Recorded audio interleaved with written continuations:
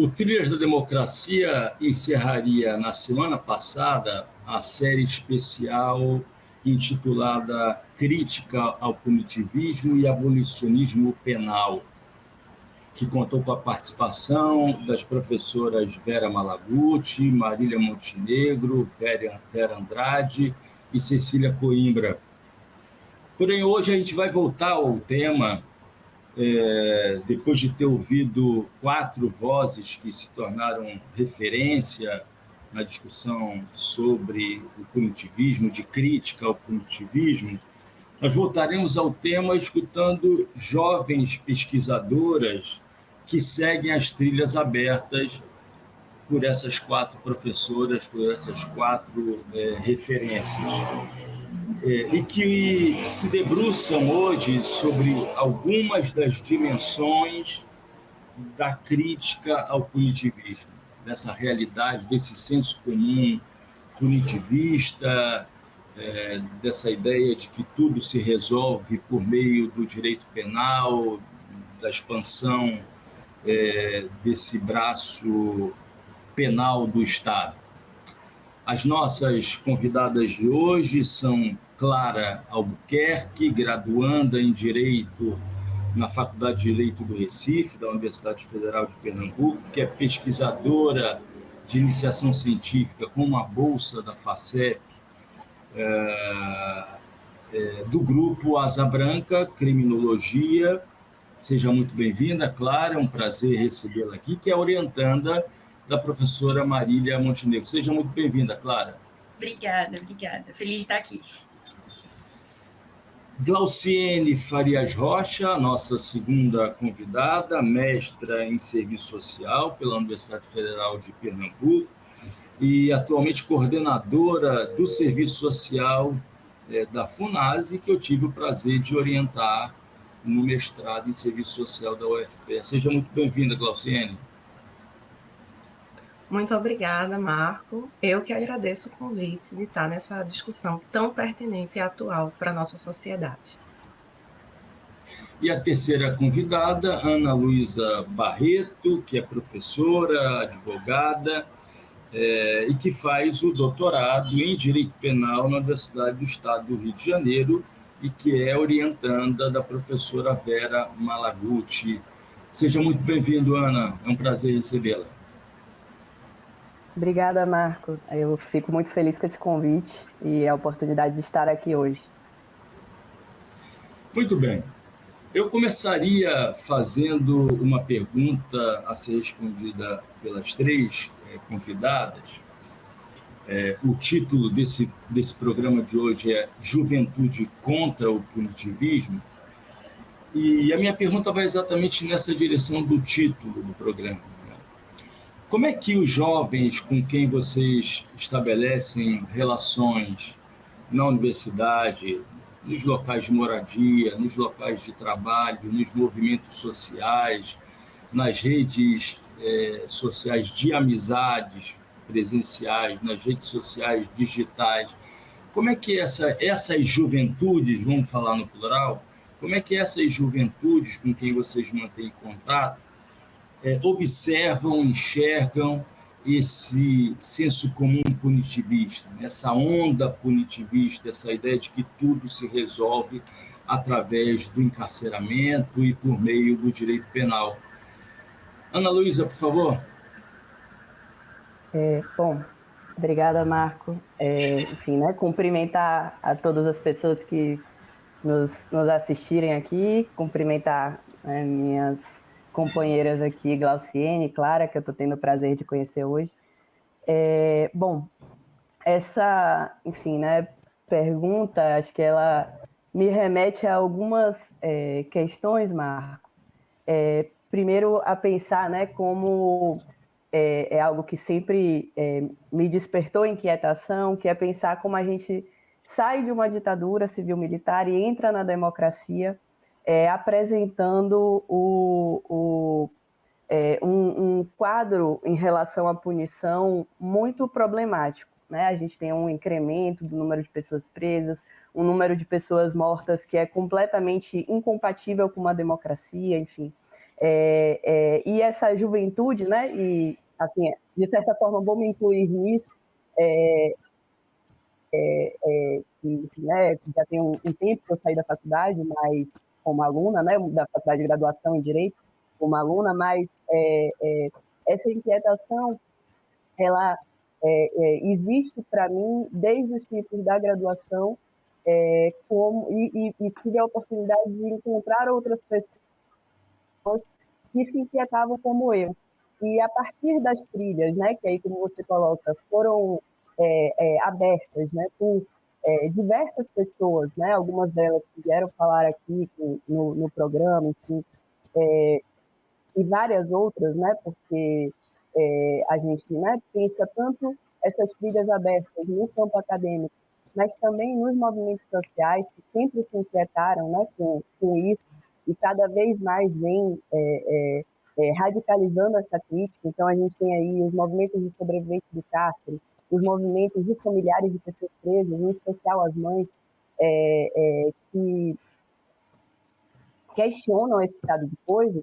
A partir dessas trilhas, eu venho encontrando, né, já há um tempo, jovens que se inquietam com esse estado de coisas, né, e que não concordam com esse estado de coisas, e mais do que isso, entendem que a gente nunca vai conseguir efetivar uma democracia, mesmo uma democracia no capitalismo, né, com todos os seus limites e inerentes a ela, a gente nunca vai conseguir efetivar essa democracia com esse estado de coisas, né, e que não considere que a gente, né, enfim, acaba desconsiderando, né, que a gente vive nesse país estruturalmente racista, né, e que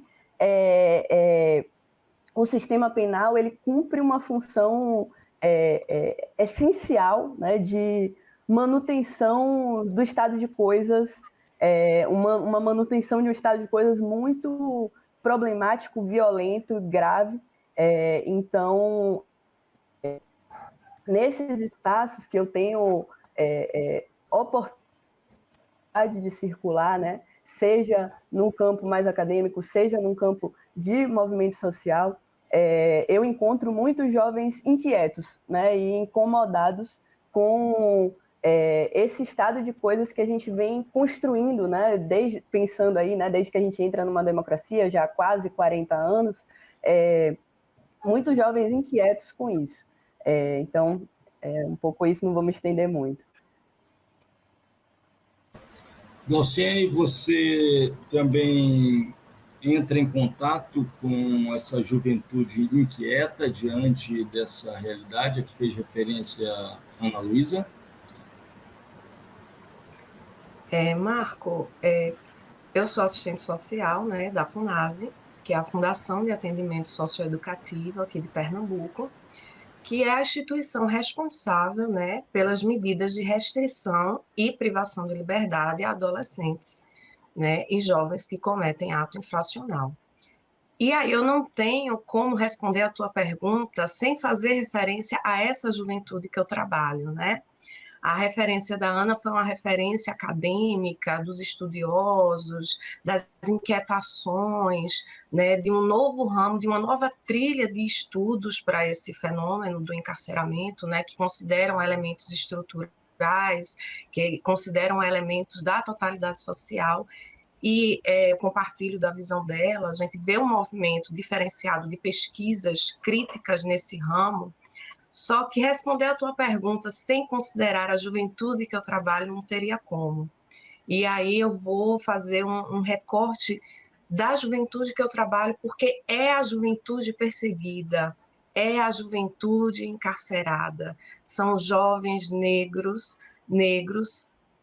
periféricos, pobres, que estão hoje em cumprimento de medida. Eu estou nesse sistema há 10 anos. Então, faz 10 anos que eu acompanho, enquanto assistente social dessa instituição, esse movimento de encarceramento em massa, né, que a gente viu em Pernambuco um aumento exponencial, né, em alguns anos, especialmente de 2017 e 2014.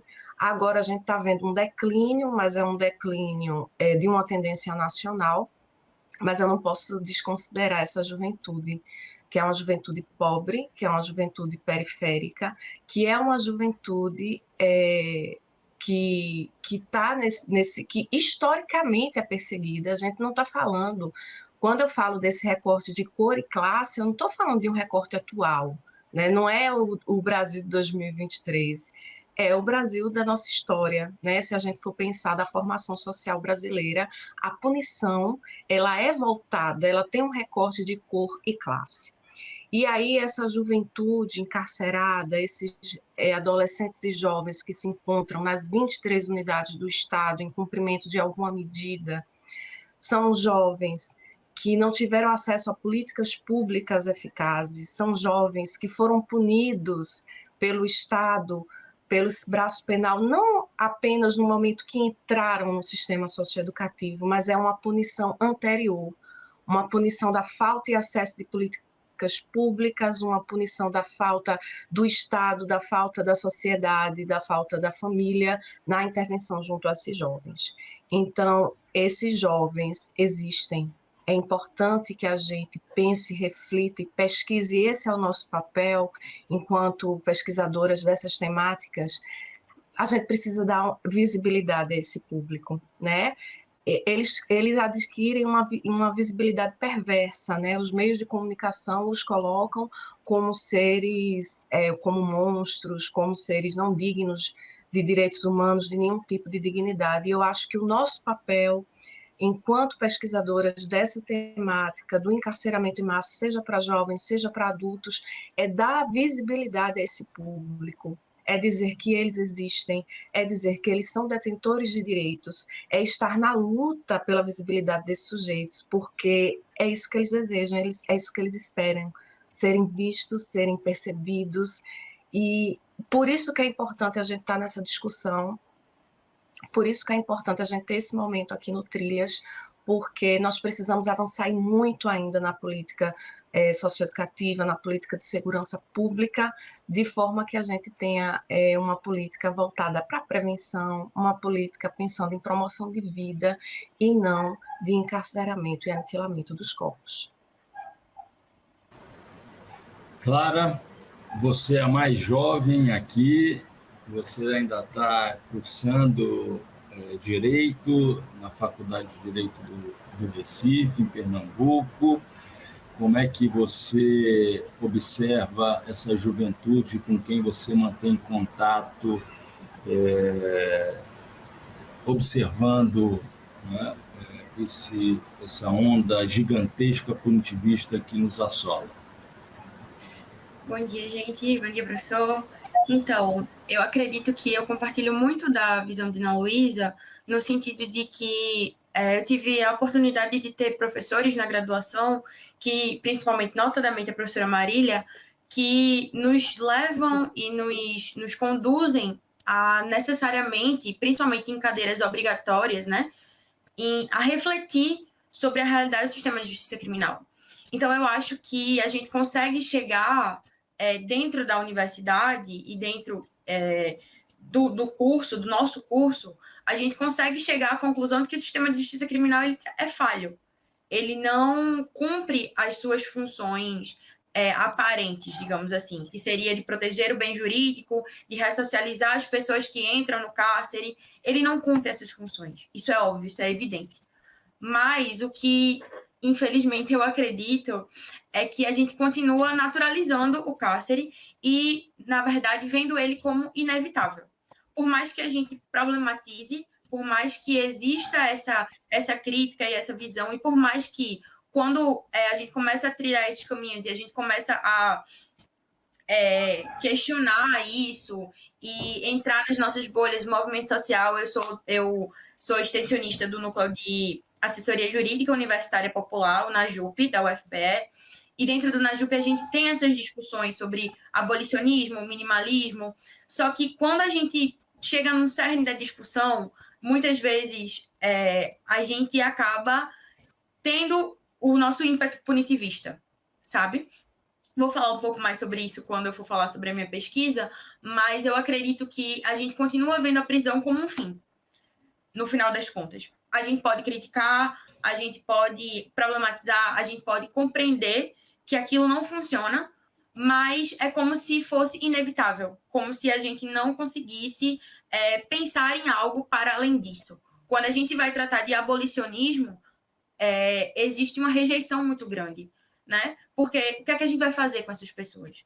Ah, então a gente vai deixar um monte de gente solta por aí, sabe? É muito esse medo que é imposto e que, até como a professora Vera falou, é uma coisa estrutural, né? É uma coisa que está enraizada, que é sistemático, né? Não é algo que a gente vai conseguir desconstruir da noite para o dia. Então, principalmente fora do curso de Direito, é algo que eu encontro também quando eu estou conversando com amigos que não fazem, nunca tiveram essa percepção de como o sistema criminal é falho. Infelizmente, e é meio desmotivador isso, você vê que realmente se vê o sistema penal como um fim. Por mais que a gente problematize, por mais que a gente critique, sempre vai ser inevitável, sabe?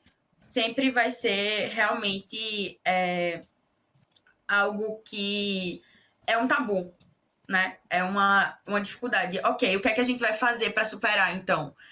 Sabe? Não se passa desse ponto da discussão. O que eu sinto muito é isso. Assim, falando, claro, daquelas pessoas que não escolhem pesquisar, não escolhem se aprofundar nesses temas, né? Estando na graduação com pessoas diversas, com pessoas de diversos pensamentos e opiniões, é mais ou menos isso que eu sinto, sabe? Então, Clara, passemos agora a fazer uma rodada em que as perguntas serão direcionadas a cada uma de vocês três sobre as pesquisas que vocês se encontram realizando ou acabaram de realizar. Como eu disse, Clara é orientanda da professora Marília Montenegro, recebe uma bolsa de iniciação científica. É sempre importante dizer da importância das bolsas de iniciação científica. Eu, há muitos anos atrás, fui bolsista de iniciação científica e consegui identificar, naquele momento do recebimento da bolsa de iniciação científica, um momento fundamental, um divisor de águas na minha vida acadêmica, né? E você faz uma pesquisa que tem como título Alternativas Penais e Crimes Sexuais contra as mulheres, né? Uma perspectiva entre acolhimento e responsabilização. E o objetivo geral da pesquisa é investigar a possibilidade de aplicação de alternativas penais, especialmente da justiça restaurativa, em casos de crimes sexuais contra mulheres. O que é um tema, né? Eu estou reunido aqui com 3 mulheres, as entrevistas que foram feitas na série especial também foram com 4 mulheres, e eu me lembro na entrevista, no diálogo com Marília Montenegro, né? Eu perguntava a ela dessa dificuldade de estabelecer um olhar crítico em relação à Lei Maria da Penha, aos resultados da Lei Maria da Penha, sendo ela uma mulher e lidando com uma mulher feminista, né? Então, a pergunta que eu faria a você, além de pedir que você apresentasse, né, de maneira sumária a tua pesquisa, é dizer da dificuldade, perguntar da dificuldade de lançar um olhar antipunitivista em relação a uma situação que merece ser combatida, que é da violência contra as mulheres, mas que também foi, digamos, colonizada pelo espírito punitivista. Por favor, Clara.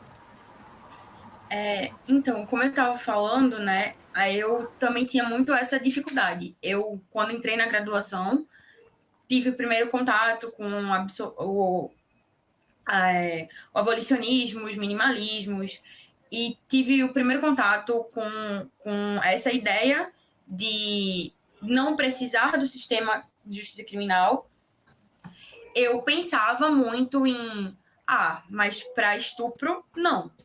Para crimes sexuais, não. Eu era muito resistente com relação a isso. E aí eu comecei a refletir justamente sobre essa dificuldade que eu tinha de, se o sistema de justiça criminal ele é falho, ele não funciona, por que a gente continua adotando isso? Por que a gente continua levando para a prisão homens ofensores de mulheres, homens agressores sexuais? E aí eu comecei a refletir e, partindo dessa premissa de que o sistema de justiça criminal ele não oferece as respostas necessárias e que, porque ele revitimiza a mulher que procura o sistema de justiça, ela vai ter que chegar numa delegacia, ela vai ter que falar tudo o que aconteceu com ela novamente, ela vai ter que ouvir isso várias vezes, ela muitas vezes vai ser subjugada por aquele delegado, por aquelas pessoas que estão ali. A professora Vera Andrade, ela fala sobre a mulher honesta, né? A mulher que é digna de ser vítima de uma violência sexual. Então, se essa mulher ela não se enquadra no padrão de mulher honesta, muitas vezes o que vai ser dito é que ela gostou, que ela deixou, que ela permitiu que aquilo acontecesse. E ela vai ser violentada novamente, uma violência institucional, né? E o ofensor, por sua vez, ele vai para o cárcere quando ele vai, porque essas mulheres muitas vezes não denunciam, justamente porque as violências sexuais elas acontecem em grande maioria no ambiente familiar. Então, ou ela é invisibilizada, ou ela é normalizada, ou existe vamos abafar, vai destruir a nossa família, não vamos falar, né? Vamos silenciar essa mulher. Ela não tem nenhuma perspectiva de acolhimento, seja dentro de casa ou seja pelo Estado. E aí, quando acontece de finalmente você conseguir judicializar, ou a pessoa, o ofensor, ele é absolvido por ausência de provas, ou ele é absolvido porque o juiz simplesmente não entende como uma violência sexual, entende que foi consensual, ou muitas vezes o que acontece é que ele é preso, é responsabilizado, responsabilizado não, né? Mas ele é preso e ele não faz nenhum tipo de reflexão sobre aquela atitude. Ele volta para o convívio da vítima quando cumpre a pena. Então, não há uma resposta eficiente à violência sexual, e eu entendo isso, principalmente após essas pesquisas. Minha pesquisa ainda está no início, mas isso é algo que me vem muito latente, é que a violência sexual ela é muito mais do que só um crime. Ela mexe com o psicológico, ela mexe com a família, ela mexe com a comunidade, ela mexe com todo mundo que está envolvido. E aí, partindo desse pressuposto, o que eu comecei a pensar é qual seria a melhor forma de cuidar dessa mulher e responsabilizar esse ofensor. A justiça restaurativa ela vem para mim como um enfoque na minha pesquisa porque ela tem esses 3 pilares, né? A vítima, a comunidade e o ofensor. Ela quer devolver o conflito para a vítima, que é roubado pelo Estado. O Estado se toma como protagonista do conflito. Ele tira a vítima do enfoque. Aquela mulher que está ali, que sofreu a violência, que foi abusada, ela serve somente como uma peça no processo, que pouco é ouvida. Quando é ouvida na condição de testemunha, apenas para saber o que aconteceu e muitas vezes para ser revitimizada. Não se pergunta a essa mulher de que forma ela se sentiria compensada, sabe?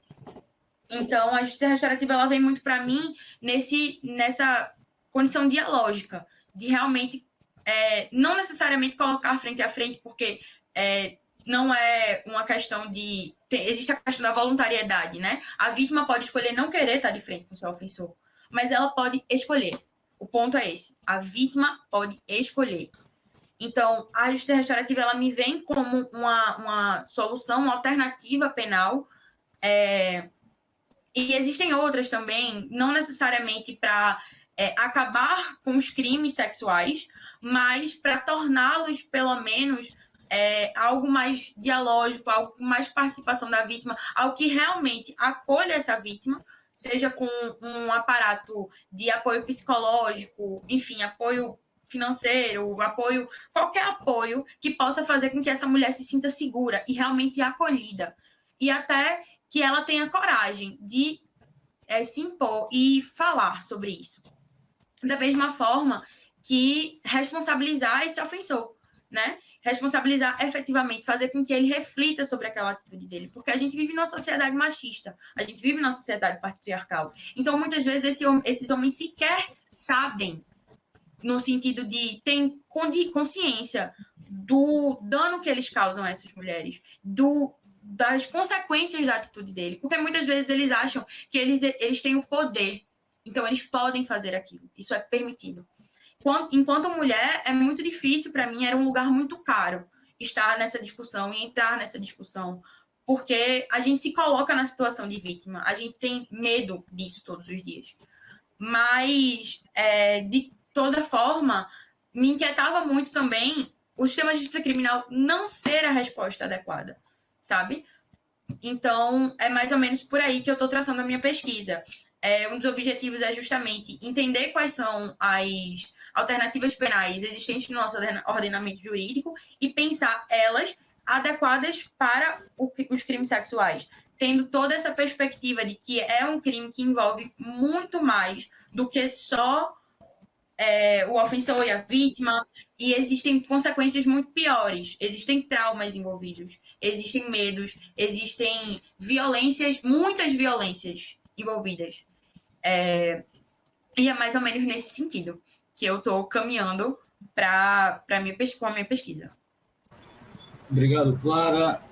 Glauciene, você fez uma pesquisa de mestrado em que você tratou, entre outras coisas, daquele que foi considerado um plano revolucionário no campo da segurança pública no estado de Pernambuco, se tornou referência nacional, foi saudado por vários governantes, né, que é o Pacto pela Vida.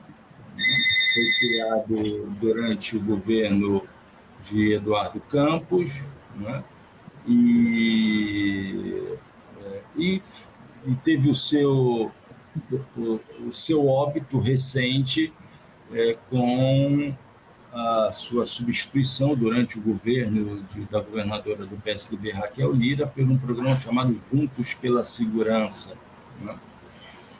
Glauciene, o que não foi devidamente divulgado, o que não foi devidamente tornado público acerca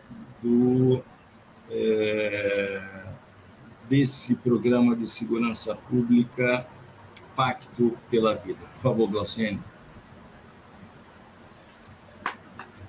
Bom, como você colocou, foi um plano, primeiro plano, né, do Estado de segurança pública, né? Então, o Pacto pela Vida teve uma significância muito grande, porque chegou num momento em que os índices de violência e criminalidade em Pernambuco eram altíssimos, né? Recife chegou a ser a quarta capital mais violenta do país. E diante desse contexto, naquele momento histórico, o então, né, candidato a governador de Pernambuco, Eduardo Campos, ele propõe, né, uma política, ele vem com o mote da segurança, porque é o grande clamor de Pernambuco, né? A gente realmente vivia um contexto muito delicado sobre segurança pública. E ele ganha a eleição, e aí ele se debruça sobre esse plano que se tornou conhecido como Pacto pela Vida, né? Um plano extenso, que compunha estratégias de prevenção de violência, que compunha estratégias de participação da comunidade, da sociedade civil, tinha uma meta da diminuição de crimes violentos, letais e intencionais de 12% ao ano, de uma taxa de 12% ao ano. Foi um plano muito celebrado. Em um dado momento, atingiu o seu objetivo, houve uma diminuição do índice de homicídios no Estado, né, atingindo aí a meta proposta, né, no início. Mas é importante a gente pensar como o pacto ele consegue cumprir sua promessa no sentido da diminuição da violência, que tipo de violência ele conseguiu impactar, Mas o mais importante, que impacto essa política teve para o público encarcerado de Pernambuco, o público do sistema prisional e o público do sistema socioeducativo. Então, o Pacto pela Vida, ele tem um momento aí de sucesso que vai até mais ou menos 2013, 2014, onde a gente tem um índice, uma diminuição de alguns índices. E como é que ele consegue, né? Primeiro, um investimento alto no aparato policial, no aparato tecnológico, câmeras na cidade. Então, há um gasto volumoso da segurança pública voltada para a vigilância, para a segurança da população.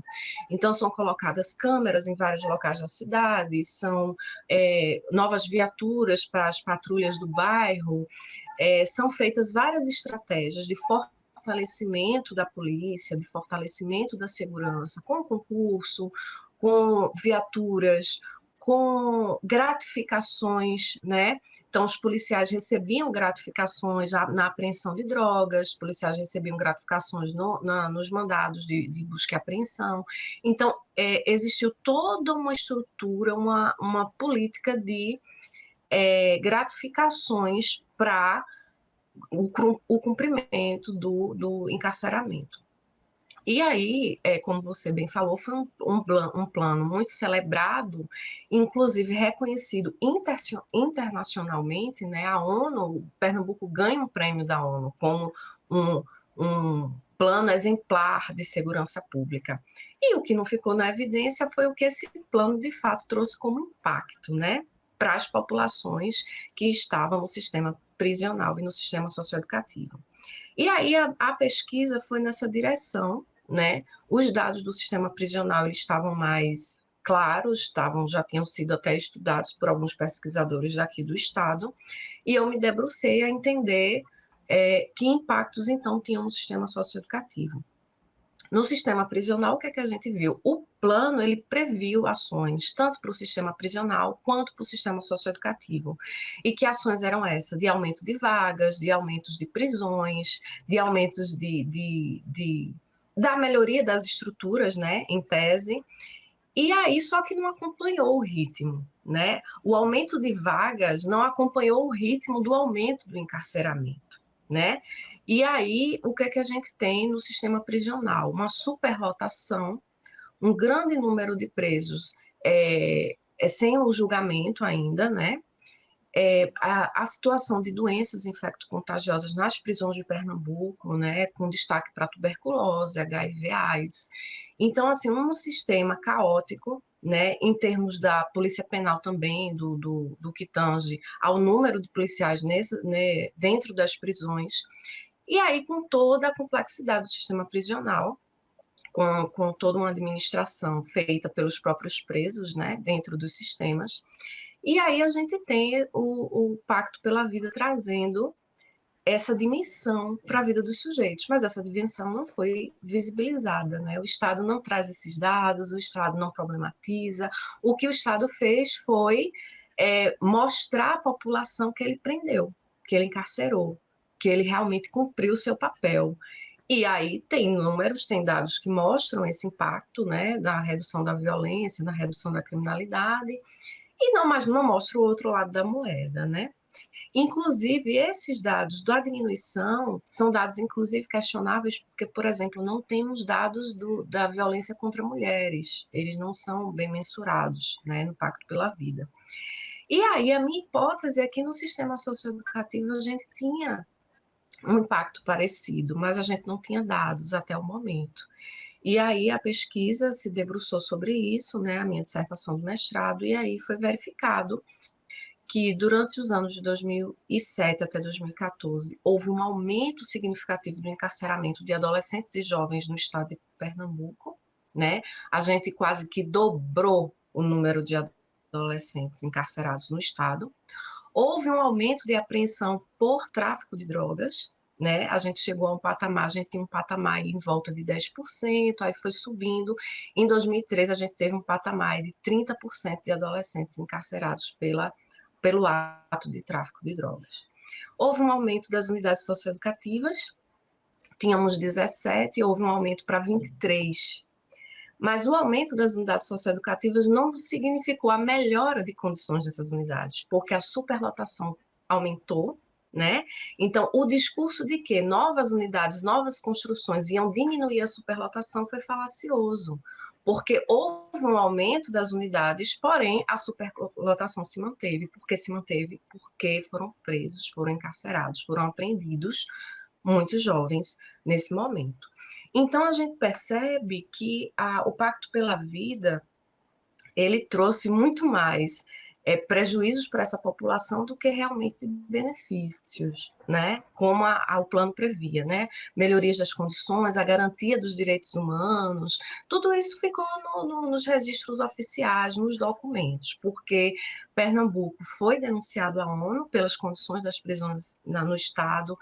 Pernambuco foi denunciado à ONU pelas condições das unidades socioeducativas de Pernambuco. Em 2012, Pernambuco era o estado onde se morriam mais adolescentes no sistema socioeducativo. Logo, Pernambuco foi até então o estado mais perigoso de um adolescente cumprir medida socioeducativa, né? Então, assim, o pacto foi muito mais danoso, né? Ele merece muito mais críticas do que realmente os aplausos e os elogios. Então, é preciso se refletir, né, especialmente nesses planos. Ele foi muito divulgado e outros estados estão replicaram as metodologias, mas a gente precisa ter um olhar crítico, especialmente porque a prevenção ficou muito a desejar, as medidas de prevenção, e o que se sobrepôs foi realmente o encarceramento em massa, foi a piora das condições de vida desse sujeito, foi a negação de direitos humanos, o que também é histórico quando pensamos na situação das prisões brasileiras. Então, em resumo, minha pesquisa se debruçou sobre essa realidade pernambucana e deixando claro que o Pacto pela Vida, para uma parcela significativa da população, foi um pacto pela morte. Obrigado, Glauciene. Ana Luísa, o Estado de Pernambuco ganhou um prêmio internacional da ONU, como disse Glauciene, e o Brasil foi condenado pela Corte Interamericana de Direitos Humanos exatamente por conta de Pernambuco, por conta das tragédias acontecidas no presídio Aníbal Bruno, que fica no estado de Pernambuco. Eu me lembro, num debate com um dos idealizadores do Pacto pela Vida, que, num determinado momento, ele disse que o pacto agia de maneira seletiva nos locais onde havia tráfico de drogas, e aí a gente entra no tema da tua pesquisa, né? Você pesquisou a relação existente entre a guerra às drogas e a produção do espaço urbano, bem como a utilização da prisão cautelar para o delito do tráfico de drogas em Salvador, né? Quais foram as principais descobertas, Ana, que você fez no decorrer da tua pesquisa de mestrado, né? E quais são também as relações existentes entre o que você pesquisou no mestrado e o que você está pesquisando agora no doutorado, que está prestes a ser concluído? Por favor, Ana. Oi, deu uma travadinha aqui para mim, mas acho que agora foi. Bom, Marco, a minha preocupação no mestrado era essencialmente problematizar o judiciário, porque o judiciário, ele por vezes fica invisibilizado, né, dentro, né, dos órgãos ali, os atores do sistema penal. A gente tende a pensar muito na responsabilidade da polícia, no lugar da prisão, dentro dessas engrenagens do genocídio, da punição, e o judiciário, ele fica naquele lugar de órgão técnico, neutro, limpinho, né? Assim, é o órgão que ele não está sujando as mãos. E a minha questão de pesquisa, essencialmente, era problematizar esse lugar, né? Tomar esse judiciário como um objeto de estudo, evidenciando ele, aí pegando aqui as palavras das professoras Tula Pires e Ana Flausina, como um órgão chancelador da barbárie do sistema de justiça criminal. Problematizar mesmo esse lugar e colocar ele em evidência, né? Então, pensar primeiro, né, esse judiciário como o espaço da branquitude, né, e de tanto reforçar opressões estruturais, quanto reforçar privilégios estruturais também, né? É um duplo jogo aí que está colocado dentro dessa dinâmica de relações raciais, né? Que é esse espaço de branquitude julgando uma maioria negra, né? Que é selecionada arbitrariamente pela polícia, né? E arbitrariamente eu digo aqui porque é mesmo assim, o sistema penal ele é seletivo, ele atua seletivamente, e no Brasil essa seleção ela é socio-racialmente orientada e não há dúvidas sobre isso, assim, né?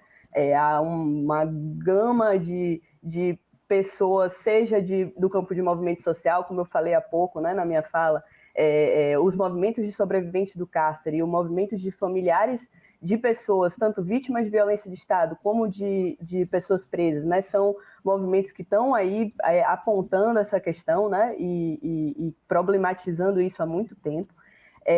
Mas, né, eu queria, então, problematizar esse judiciário, né? Colocar ele em evidência.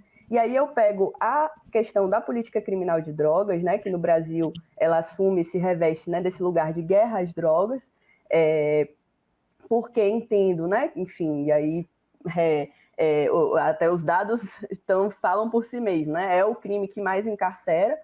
Glauciene até comenta, né? Isso também vale para os adolescentes, mas também para a população adulta. É o tipo penal que isoladamente mais encarcera. É a política criminal que é o carro-chefe das políticas criminais no Brasil.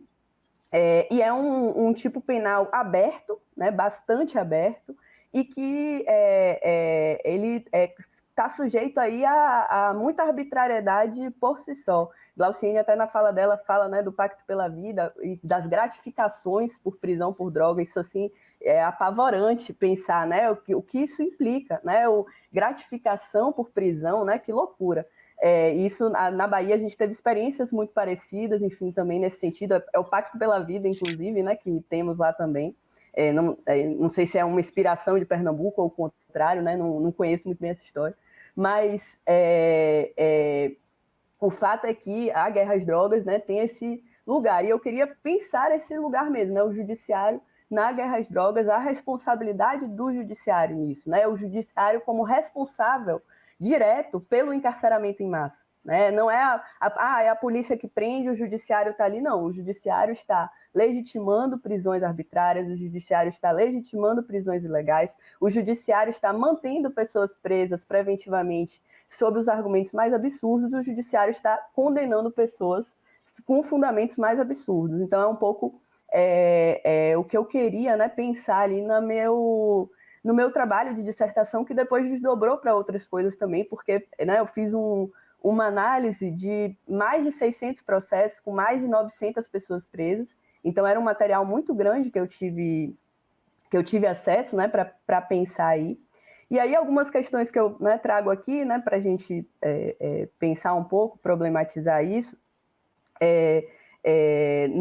de achados, né, tanto diretamente da minha dissertação, como de artigos posteriores com desdobramentos, enfim, né, de reflexão sobre isso. Uma das questões é, como você falou, né, a questão da prisão preventiva, e como essa prisão preventiva funciona como efetiva antecipação punitiva. E aí, né, para quem eventualmente está nos assistindo, não é do campo jurídico, Clara com certeza, né, sabe bastante aqui também, os presos preventivos, né, são aqueles presos que ainda não foram condenados, né? Então, é a pessoa que está ali respondendo o processo, ou ainda, né, não teve sequer uma primeira condenação, em geral coloca isso, mas muito menos uma condenação transitada em julgado, né, que é aquela depois que se esgotam todos os recursos. Então, é uma pessoa que, pela nossa Constituição Federal, é uma pessoa inocente. Né, ninguém pode ser considerado culpado até o trânsito em julgado da sentença penal condenatória. Isso está lá na Constituição. Então, essas pessoas, elas deveriam responder um processo de liberdade, isso deveria ser a regra, mas não é, né? No Brasil, a maior parte das pessoas acaba respondendo pelo menos parte do processo preso. E no caso de tráfico de drogas, o que eu encontrei, assim, em relação especificamente a isso, é que, para a maior parte das pessoas, era mais gravoso responder a um processo do que ser condenado por tráfico de drogas. Né? Olha que loucura. Por quê? Porque o que eu encontrei ali, né, dentre todo esse universo que eu coloquei aqui de análise, 80% mais ou menos das pessoas responderam ao processo preso, né? Seja o processo todo o tempo do processo, seja parte desse processo. 80%, olha isso. Mas, por outro lado, apenas 60 pessoas, né? Então, daquele universo de 920 pessoas, 60 pessoas foram condenadas a um regime fechado, né? Que é o regime mais gravoso, condenado a uma pena de prisão em regime fechado, é o regime mais gravoso e é o regime que acaba sendo equivalente à prisão preventiva, né? Que na prisão preventiva a pessoa também não pode sair em nenhuma circunstância, enfim, é bem próximo. Então, olha que disparidade, né, o que a gente encontra aí. E quem é que está prendendo preventivamente? É o judiciário. E esse judiciário, ele se coloca, por vezes, porque eu fiz tanto uma análise quantitativa dessas decisões, quanto uma análise qualitativa. Ele se coloca como um órgão da segurança pública, por vezes expressamente, inclusive. Né? Então, em vez de ser aquele terceiro imparcial que vai julgar, pensando aí a estrutura do direito moderno liberal, né? O terceiro imparcial que julga ali aquelas pessoas, né? A partir da apresentação de provas, enfim, tem o Ministério Público de um lado, o réu do outro. Não, a gente tem um judiciário que se coloca como alguém que tem que atuar em conjunto com a polícia. Isso, inclusive, apareceu de forma expressa em algumas decisões que eu estava ali analisando. E mobilizando para manter aquelas pessoas presas argumentos que eu chamei, inclusive, de não jurídicos, né? Que, em descumprimento à norma legal, o judiciário mantendo pessoas presas sob o argumento de periculosidade, né? Evitar a reiteração delitiva, como se o judiciário fosse portador de alguma bola de cristal que pudesse fazer um exercício de futurologia, de dizer que aquela pessoa, porque ela está ali respondendo a um processo, e deveria, né, você responde a um processo específico, é o direito penal do ato, né, do fato, enfim, você está ali respondendo por aquilo ali, isso dentro, né, dessa perspectiva liberal, enfim, né, com todos os seus limites que ela tem, é o que ela põe. Mas não, né, na realidade a pessoa ela responde ali por uma série de questões que não tem nada a ver com aquele processo em particular, né? O judiciário deixa explícito, né? Não é só uma questão de implícito, ele está ali, não, ele deixa explícito um posicionamento, deixa explícito falas racistas, ainda que, né, não mobilize a questão da raça expressamente, porque isso, inclusive, é uma invisibilização. Se a gente tem, por exemplo, hoje, por luta, né, que a saúde, o campo da saúde, coloque raça como um dos elementos, até para que se avaliem políticas públicas na área da saúde, por exemplo, no judiciário a gente tem uma invisibilização da raça, né, isso não aparece expressamente, muitas vezes, no processo, mas está ali, né, tá ali, seja pelo local que a pessoa foi presa, enfim, tudo a gente pode pensar e identificar. Aí, além, né, dessa questão da prisão preventiva, só para, né, pincelar aqui, para eu também não tomar muito tempo, aparece ali, né, a questão dessa configuração do espaço urbano, né, que você colocou aí também na fala, a partir do meu artigo, com o professor Lucas, né, Lucas Matos, a questão, por exemplo, né, de como é que essa pessoa é presa.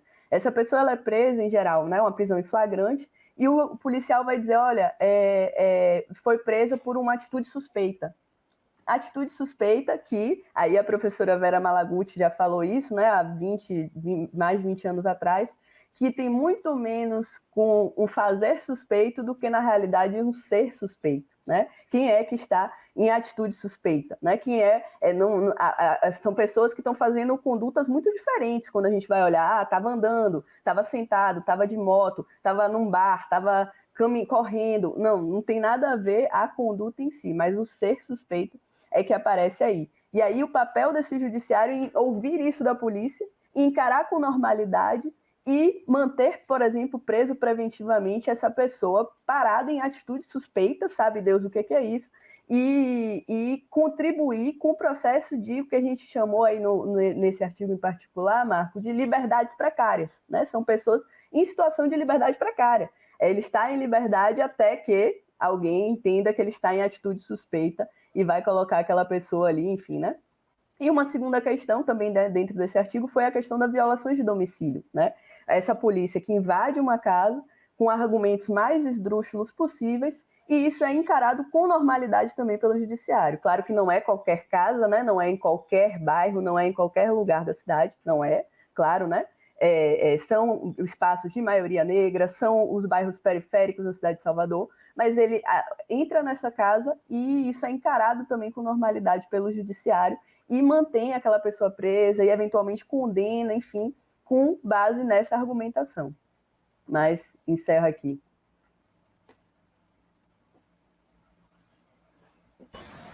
A gente está entrando na reta final do programa e eu gostaria de fazer um novo giro a partir de Ana Luísa, depois Glauciene e Clara encerra, com uma pergunta também geral, né?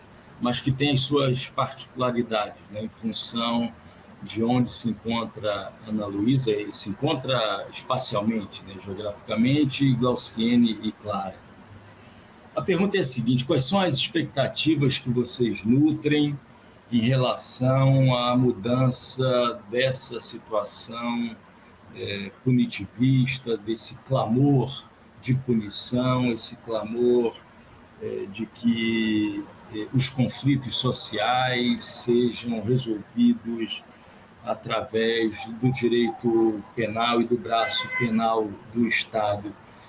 Ana, você fez as suas pesquisas em Salvador, você morava em Salvador, atualmente você está no Rio de Janeiro, e eu gostaria que você respondesse essa pergunta, levando em consideração essa nova conjuntura política federal, o terceiro governo do presidente Lula, mas também essa realidade de governos estaduais, de colorações políticas muito distantes, né? O governador Jerônimo Rodrigues, do PT, na Bahia, e o governador Cláudio Castro, do PL, bolsonarista, né? Então, eu pediria que você começasse fazendo essa análise, e, na sequência, Glauciene e Clara falarão desse locus pernambucano, desse espaço pernambucano que sob o governo de Raquel Lira, que é do PSDB. Por favor, Ana. Bom, Marco, primeiro em relação ao governo federal, né? Você pergunta quais as expectativas em relação a essa questão da punição e tal, assim, baixas. Infelizmente, são bem baixas. O governo PT, ele se caracterizou, né, ao longo, né, dos seus primeiros mandatos lá atrás por práticas de incremento de punição, e o que a gente vê agora, né, com a volta de Lula, enfim, né, algo que, né, eu comemorei bastante, óbvio, né, não é querendo... o que a gente tinha antes era inexplicável, né? Não é nada nesse sentido, não, mas eu acho que tem que ter a crítica. Todos nós. Mas eu acho importante a crítica, né? Eu acho que tem que ter a crítica até para não voltar, né? Daqui a 4 anos a gente não ter 3 anos, a gente não... Mas as minhas expectativas são baixas, né? O presidente Lula veio no Rio de Janeiro recentemente, né? Num contexto de chacinas, de mortes, número de mortes de pessoas aqui, e ele disse que a polícia tem que aprender a separar trabalhador de bandido. Então, isso assim, eu fico triste, abismada, indignada com a reprodução, né, disso que já se fazia. Quer dizer, a política de drogas que a gente tem hoje, a lei de drogas que a gente tem hoje, foi aprovada num governo petista, né, e foi toda encaminhada pelo PT, enfim, com todas as questões. Então, são baixas nesse sentido, embora eu entenda que diferente do que a gente teve nos últimos 4 anos, pelo menos é um governo que tem que ter a crítica e que essa crítica tem alguma possibilidade de reverberar, né? Diferente do que a gente teve antes. Por outro lado, né, aí você me pergunta em relação ao Rio e Salvador. Eu acho que são governos que, em tese, né, são bastante distintos, quer dizer, de um lado um governo petista, do outro um governador que é bolsonarista, enfim, de extrema-direita, né, enfim, Cláudio Castro, mas, por outro lado, são os dois estados que têm as polícias que mais matam, né, a Bahia, em primeiro lugar, ganhou, né, esse posto terrível ano passado, e o Rio de Janeiro, são as duas polícias que mais matam no Brasil, quer dizer, então para a gente pensar aí, e aí o governo PT na Bahia já tem o quê, 15 anos, se eu não estou enganada, muitos e muitos mandatos, até um pouco mais talvez, né, acho que é de 2006, o primeiro governo Wagner, e o governo que a gente teve antes, o de Rui Costa, né, antes de Jerônimo agora, foi um governo que se caracterizou por um recrudescimento punitivo, né, muito forte. O número de pessoas mortas aumentou muito, a gente teve falas muito complicadas, para dizer o mínimo, para não dizer assim, né, extremamente violentas, né, do governador, como, por exemplo, né, frente à chacina do Cabula, né, que foi a maior chacina, né, de Salvador, enfim, uma coisa bárbara, produzida por policiais. A gente teve o governador dizendo que é como um artilheiro na frente do gol, né, frente ao que estava acontecendo. Então, assim, em relação a isso, aí eu vou até remeter um trabalho que eu participei, uma pesquisa que eu participei com um grupo clandestino de estudos em controle de cidade e prisões, que é um grupo que eu integro, faço parte. A gente fez uma pesquisa sobre as eleições de 2018, os discursos punitivos nas eleições de 2018, né? Porque a punição estava ali, estava na roda, né? Seja pelo candidato de extrema-direita que estava liderando as pesquisas, né? Especialmente depois que Lula foi impedido de concorrer, e aí um dos artigos, né, que foi escrito por dois companheiros, Daniel Fernandes e Lucas Matos, discute justamente esses encontros e desencontros da esquerda com a punição, e como isso é histórico, né? Não é de agora, desde o século XIX, isso é uma questão que a esquerda tem muita dificuldade de enfrentar, a esquerda institucional, né, principalmente, mas não só, tem muita dificuldade de enfrentar esse tema, né? É um tema que não é devidamente enfrentado, e como eu falei na minha fala inicial, enquanto não for enfrentado, mesmo essa democracia no capitalismo, que já é limitada por si, aqui vai ser, assim, né, ela é impossível de efetivação se a gente não problematizar, não pensar sobre essas questões. Lauciene, quais são as tuas expectativas em relação à reversão, amenização dessa onda punitivista sobre o terceiro governo Lula e sobre o governo estadual em Pernambuco de Raquel Lira? Eu concordo com a fala da Ana, né? Não vou ser repetitiva, mas é uma análise muito acertada da esquerda brasileira, né? Em relação à punição. E, embora, e concordo novamente, né? O que nós tivemos anteriormente, né? Não tem nem nome a que se dá o que nós vivemos. Mas, e aí pensando no cenário nacional e no cenário local, né, que nós temos aí o Juntos pela Segurança, que me parece uma reedição do Pacto pela Vida, porém um plano que ainda não foi apresentado, não tem plano, não tem estrutura, não tem nada escrito. Eu acredito, a expectativa, o cenário é de luta, sabe? É realmente de enfrentamento a essas narrativas, a essas políticas, a essas discussões punitivistas. Eu acho que o cenário é esse, é de luta, é de combate, né? A gente vê que onde impera a punição, né? Não se tem direitos, né? É uma balança desigual. Quanto mais punição a gente tem, menos direitos as pessoas, né, têm acesso. A gente precisa estar na luta para inverter essa lógica, né? O direito esteja acima, né? A garantia de direitos, a participação, a democracia, para a gente se diminuir, né, o número de grades de encarceramento. Então, eu acho que o contexto, eu concordo com a Ana, né?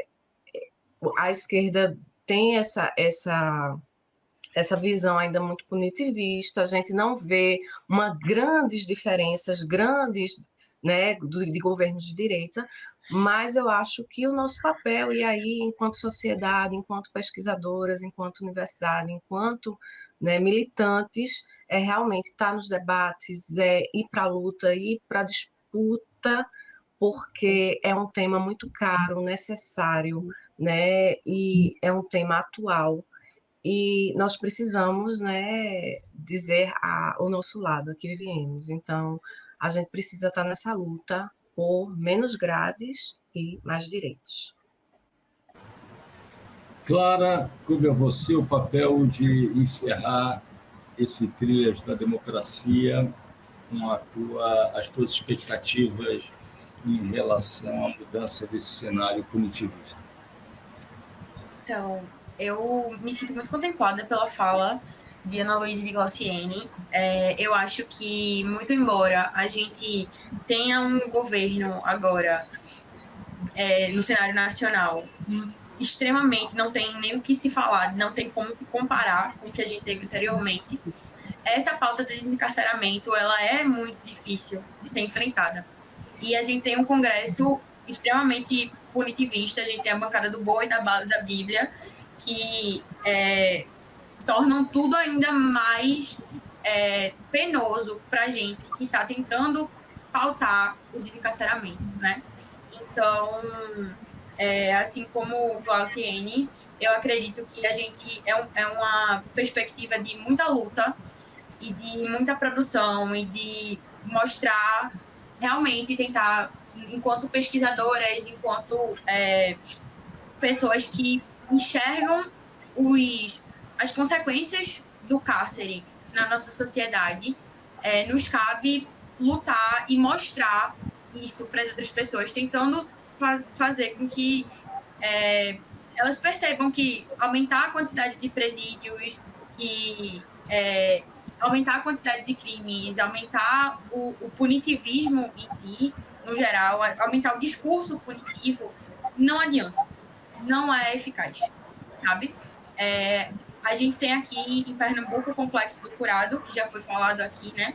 A gente tem uma condenação do Estado brasileiro por conta do Complexo do Curado, e a gente tem uma governadora que pouco se fala sobre isso, né? Que em nenhum momento durante a sua campanha ela falou sobre isso, até porque ela era delegada, né? Então ela estava nesse lugar de a segurança pública, mas que segurança pública é essa? Então a gente precisa questionar, a gente precisa ter voz ativa para questionar que segurança pública, quem essa segurança pública tem, né? E acho que essa postura combativa mesmo, é uma perspectiva de estudar cada vez mais e desenvolver cada vez mais. A gente que é do direito tem muito isso do lastro probatório, né? E das provas, do que a gente pode mostrar de concreto, provando que o sistema de justiça criminal ele não está cumprindo com a sua função, como eu já falei. Na verdade, está cumprindo com as suas funções veladas, né? Com aquelas funções de segregação, com as funções de punição de determinados corpos negros, corpos periféricos, né? Corpos pobres. Então, eu acho que é realmente uma postura combativa que a gente precisa ter agora e de luta, como o paciente falou. E como a Ana Luísa disse, a gente tem um espaço maior para discutir agora, né? A gente, no cenário nacional, a gente pode criticar e a gente pode ser ouvida, né? Ouvidas e ouvidas dentro desse contexto. Mas, mesmo assim, a gente precisa estar ali criticando, a gente precisa estar ali combatendo, a gente precisa estar ali dizendo que o desencarceramento, ele é necessário. Ele é o único caminho que a gente tem, sabe? Acho que é por aí. Muito bem, eu finalizo esse Trilhas da Democracia respondendo a pergunta que eu fiz a vocês, né?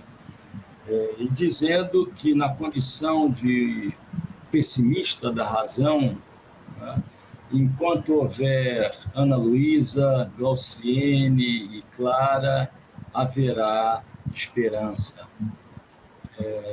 E a esperança se constrói na luta. O Trilhas da Democracia fica por aqui. Muito obrigado, Ana Luísa, muito obrigado, Glauciene, muito obrigado, Clara.